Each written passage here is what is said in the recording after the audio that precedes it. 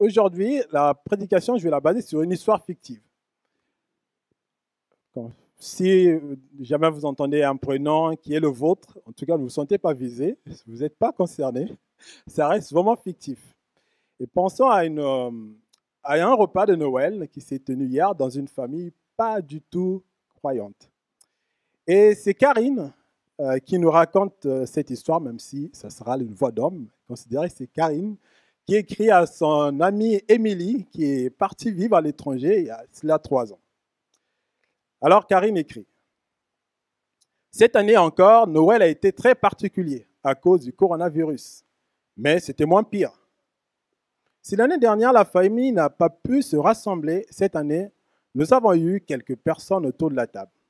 En plus de papa, maman, Chloé, elle a bien grandi, elle a 10 ans maintenant. Et Thomas qui est à l'université, il y avait aussi Grace, un de ses amis très sympa. Il y avait aussi mon oncle Pascal, sa femme Noria et leurs 3 enfants, Ami, Alfred et Nicolas.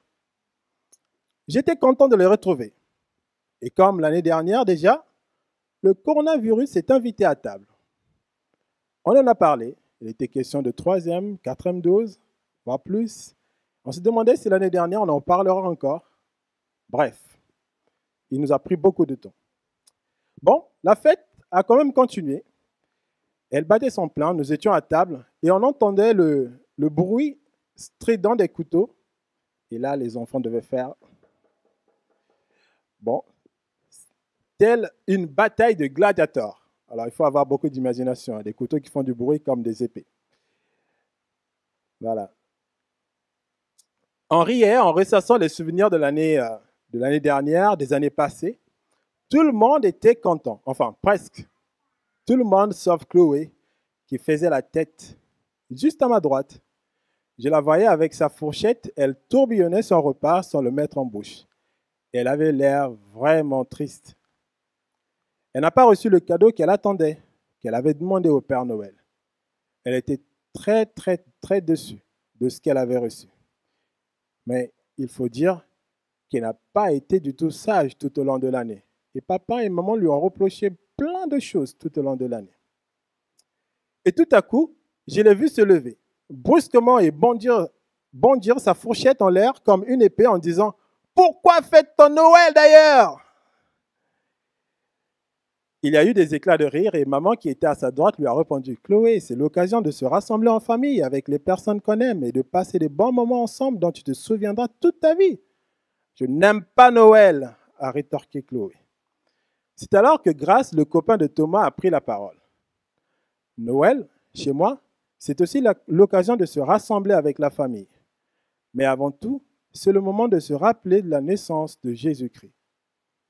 Quand j'étais plus jeune, je n'avais pas non plus compris le sens de Noël. J'attendais juste le moment où je me précipitais sur le sapin pour découvrir les cadeaux qui y étaient. Un jour, ça a été le déclic. Il y avait beaucoup de questions existentielles dans ma tête. Pourquoi la vie sur Terre? Quelle différence y a-t-il entre une personne qui vit 99 ans et une autre qui en vivra 33? Et là, papa a répondu ironiquement, celle qui a vécu plus longtemps en a le plus profité. Alors, Grace répond, certes, on peut dire que celle qui a vécu plus longtemps en a le plus profité, mais devant la mort, que vaut sa longue vie? Une autre question me taraudait, me venait à l'esprit. Devant la mort, quelle différence y a-t-il entre un riche et un pauvre? Et cette fois-ci, c'est l'oncle Pascal qui s'y est collé. Il a répondu, le riche aura un plus beau cercueil et des amis, enfin des connaissances pour ses obsèques. Certes, le riche aura plus d'honneur pour ses obsèques, mais qu'est-ce que donc tout ça devant la mort? Riches ou pauvres, le souvenir de leur vie riche ou de pauvre s'évapore-t-il pas comme la fumée qui se dissipe et disparaît? Le riche ne se souviendra pas des mets succulents, des voyages entrepris dans le monde entier. Quant au pauvre, il oubliera ses journées de disette, ses fins de mois difficiles. C'est alors que tout commençait à s'emboîter dans ma tête, dit Grace. Le puzzle a été reconstitué quand j'ai remis Dieu au centre de la création.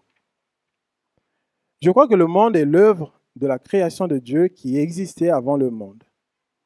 C'est lui qui a placé toutes choses, qui a mis toutes choses à sa place, dans le corps humain par exemple. Et regardez la beauté, la perfection de votre corps. Il m'a regardé et il m'a dit, Karine, dans le ventre de ta mère, tu étais au départ qu'une petite masse. Mais aujourd'hui, tu es grande. Tu as des dents qui peuvent broyer ce poulet aujourd'hui. Sais-tu que selon les scientifiques, les dents humaines sont aussi fortes que les dents de requin, à votre avis? C'est vrai. Ami s'est écrié, aussi fortes que des dents de requin? Ceci est démontré par les résultats d'une nouvelle étude menée par des scientifiques allemands, des spécialistes de l'université de Duisburg. J'ai bien prononcé? Parce qu'on a une étudiante allemande avec nous. Des spécialistes de l'université de Duisburg ont analysé la microstructure des dents humaines et du requin. On sait que l'émail des dents humaines comprend l'hydroxylopatite, ne me demandez pas ce que c'est, minéral naturel. Il a été constaté que les cristaux de ce métal situés dans les dents humaines sont collés ensemble par des protéines organiques et ont une structure unique. Ils empêchent la propagation des microfissures qui se trouvent dans la couche d'émail à la surface de la dent. C'est le secret principal de la force de nos dents, croient les scientifiques. Alors, ça ne vient pas de moi. Mais tout ça, est-ce un hasard? La Bible, qui est pour les chrétiens la parole de Dieu, raconte brièvement dans le premier livre, qui est la Genèse, comment Dieu a créé le monde et combien ce qu'il a fait était beau et parfait. Il a aussi créé l'homme et la femme pour avoir une étroite relation avec lui. Tout était harmonieux. Aucune mauvaise chose n'existait, jusqu'au jour où le premier homme, Adam, et sa femme, Ève, ont désobéi à Dieu, le Créateur. C'est ainsi que les mauvaises choses sont rentrées dans le monde. La jalousie, la cupidité, l'orgueil, le meurtre, tout ce que vous voulez de mauvais. Et tous les hommes qui ont succédé sur la terre étaient marqués par ce caractère en totale opposition avec ce que Dieu avait voulu. Or, Dieu n'a aucune mauvaise chose en lui. Il est saint. Il ne peut pas cohabiter avec ce qui est mal. Dieu voulait et veut que les gens changent et reviennent sur le droit chemin afin d'avoir une relation avec lui. C'est pourquoi il n'a jamais cessé de leur adresser des messagers pour leur rappeler ses attentes, ses règles, les avertir. Il avait aussi annoncé la venue d'un sauveur, Jésus-Christ, une personne bien différente de toutes celles qui étaient venues auparavant. La naissance de Jésus a été prédite longtemps à l'avance, avec des détails époustouflants. Par exemple, l'un des messagers de Dieu a prédit 7 siècles avant que Jésus ne naisse, qu'il naîtra d'une vierge. C'est Ésaïe, au chapitre 7, le verset 14. Voilà pourquoi c'est le Seigneur lui-même qui vous donnera un signe. La vierge sera enceinte, elle mettra au monde un fils et l'appellera Emmanuel. Dans un autre chapitre de ce livre, le prophète Ésaïe a donné des indices sur l'identité de ce sauveur et aussi ses attributs. Ésaïe 9, le verset 5 à 6.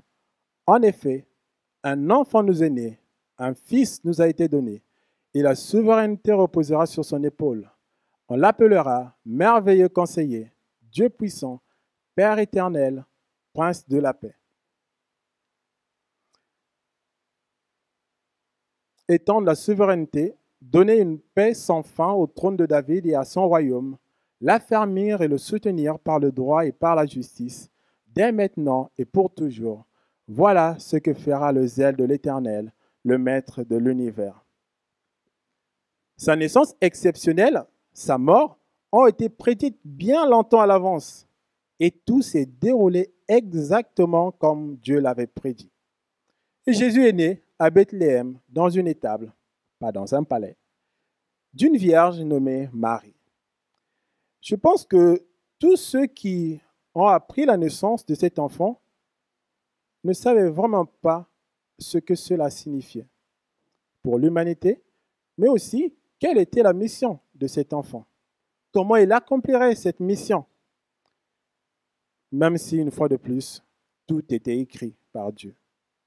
Il est sûr et certain que même Marie n'avait pas tout compris de la mission de cet enfant. Peut-être que des siècles après la venue de Jésus, et bien que nous connaissions le fin mot de l'histoire, nous aussi, comme ses contemporains, nous nous méconnaissons qui est Jésus, quel était l'objectif de sa mission et l'accomplissement et ce qui implique l'accomplissement de sa mission. Sa mission est résumée dans une phrase dans la Bible. Dans ses mémoires du temps passé aux côtés de Jésus, Jean, son disciple, dit ceci au 3e chapitre, Jean 3, le verset 16. En effet, Dieu a tant aimé le monde qu'il a donné son Fils unique, afin que quiconque croit en lui ne périsse pas, mais ait la vie éternelle. L'amour se mesure à ce qu'il donne, et Dieu a donné son propre Fils, ce qu'il avait de plus précieux, afin de permettre à tous ceux qui lui feront confiance d'avoir une relation étroite avec lui. Jésus était parfait, car il est le Fils de Dieu. Il est Dieu. Il a accompli beaucoup de miracles. Il a surtout eu des enseignements qui décoiffent, qui décapent, avec des paroles qui captivent. Il a dit par exemple que l'homme ne vivra pas de pain seulement, mais de toute parole qui sort de la bouche de l'homme. Et sur ça, Chloé dit, comment une parole peut nourrir quelqu'un? J'aime bien mes hamburgers, moi, pour me nourrir. Et Grâce qui rétorque, je vous laisse réfléchir là-dessus. Nous avons été créés pour une vie éternelle, une vie sans fin, et pour avoir une relation avec Dieu.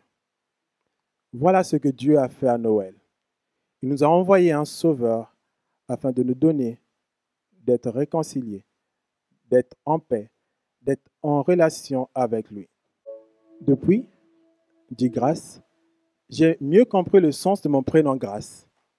Je n'ai rien fait de spécial, mais je bénéficie des bienfaits de Jésus, de Dieu, car Jésus a pris sur lui la condamnation que mériteraient toutes les mauvaises choses que j'ai faites. Il m'a sauvé, il me donne une nouvelle vie. James Parker, un auteur contemporain d'un livre que notre Église encourage aux membres et à ceux qui fréquentent l'Église, en tout cas de lire, dit ceci dans son livre Connaître Dieu. La connaissance qu'on a de Dieu, ou la connaissance que nous avons de Dieu, détermina notre façon. Je recommence. La connaissance que nous avons de Dieu déterminera de façon décisive notre manière de vivre. La connaissance que nous avons de Dieu déterminera de façon décisive notre manière de vivre. J'ai compris que je faisais fausse route si j'essayais de vivre dans le monde sans connaître celui qui l'a créé et qui en est le maître. La connaissance que nous avons de Dieu détermina de façon décisive notre manière de vivre. Et j'ai compris que je faisais fausse route si j'essayais de vivre dans le monde sans connaître celui qui l'a créé et qui en est maître. Voilà l'histoire de Noël. Et si vous voulez en connaître davantage, on peut en discuter. Et je vous conseille la lecture d'un livre qui est derrière. Désolé. C'est le livre Noël, peut-on y croire? Voilà. Je vous invite vraiment c'est toujours Grâce qui continue à parler, à lire ce livre qui nous raconte, qui nous dit si historiquement nous pouvons croire en l'histoire de Noël. Voilà. Merci mon assistante et ma fille et ma femme. Voilà le livre. Noël, peut-on y croire historiquement? Ensuite, on a continué le repas et la fête. Ça semblait très intéressant ce qu'a dit Grâce. Karine demande alors à son amie, « Et toi, Qu'en penses-tu? Comment as-tu fêté Noël cette année? Que penses-tu de ce qu'a dit Grâce? L'histoire se termine sans que l'on sache ce qu'il adviendra de cette famille fictive, des participants au repas de ce repas de Noël. Ont-ils saisi le message de l'Évangile? On ne sait pas. Vont-ils chercher à en connaître davantage? On ne sait pas non plus. Mais pour chacun de nous dans cette salle, nous avons un choix et une décision à prendre. Croire en Jésus ou refuser d'y croire. Il y en a qui ont déjà fait ce choix de croire en Jésus et de lui confier leur vie et de lui dire, Seigneur Jésus, je reconnais que tu es venu un jour sur terre, que tu es mort à la croix et que tu es ressuscité, et qu'en mettant ma foi en toi, moi aussi, je vis par toi. Qu'en mettant ma foi en toi, moi aussi, je suis enfant de Dieu et je bénéficie de tous les privilèges qui sont accordés à tes enfants. Et je sais qu'un jour, je te verrai face à face et je vivrai avec toi pour l'éternité. Nous avons été créés pour vivre l'éternité, soit avec Dieu, soit sans Dieu.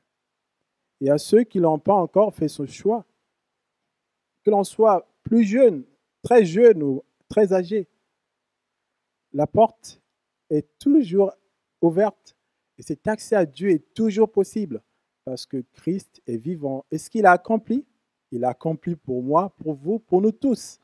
Et tout homme qui accepte Jésus comme son Seigneur et son Sauveur reçoit la vie éternelle. Tous les peuples de la terre sont appelés à rendre gloire à Dieu le Père, qui est plein d'amour pour eux, à adorer Jésus-Christ le Sauveur, la lumière du monde venue pour éclairer les hommes, celui qui est les hommes qui étaient dans les ténèbres. Et les hommes sont appelés aussi à adorer le Saint-Esprit de Dieu, qui est donné à tous ceux qui croient en Jésus pour vivre à son image. Oui, gloire au roi des rois à tout jamais. Seigneur, nous voulons reconnaître ta grandeur dans notre vie et la grandeur dans ce monde, Seigneur. Nous pouvons contester ta grandeur. Et nous voulons aussi, Seigneur, reconnaître et être reconnaissants, Seigneur, pour ton amour. Et tu as envoyé Jésus-Christ, non pas pour nous juger, nous condamner, mais pour nous sauver. À tous ceux qui croient en Jésus, tu donnes de devenir enfants de Dieu. Et cette grâce, Seigneur, imméritée, nous voulons, Seigneur, nous l'acclamer, nous voulons la reconnaître et la chanter toute notre vie, au Seigneur. Nous voulons surtout, Seigneur, qu'elle se dissipe partout dans le monde, cette bonne nouvelle, au Seigneur. Qu'elle atteigne, au Seigneur, les oreilles, les cœurs des personnes qui ne t'ont pas encore accepté, au Seigneur. Nos enfants parmi nous, au Seigneur, les jeunes parmi nous, les plus âgés, au Seigneur, tous ceux qui aujourd'hui, Seigneur, ne t'ont pas encore reconnu comme leur Seigneur Sauveur. Nous voulons, Seigneur, que ce cri de joie des anges pèse sur la terre aux hommes qu'ils aiment, soit aussi, Seigneur, leur partage au Père. Nous prions, Seigneur, pour que tu puisses ouvrir l'intelligence, que tu puisses ouvrir les yeux, Seigneur, que tu puisses faire tomber, Seigneur, le cœur incrédule, mais que tu puisses, Seigneur, mettre ce cœur d'enfant qui est prompt à accepter ce que son Père lui dit. Seigneur, donne-nous à tous d'être enfants en tes mains, à reconnaître, Seigneur, tes valeurs, à reconnaître ta parole, à reconnaître ta personne, au Seigneur, et à t'obéir, à t'écouter, pour devenir, jour après jour, semblable à Jésus-Christ, notre modèle et notre Seigneur. En ton nom, Jésus. Amen.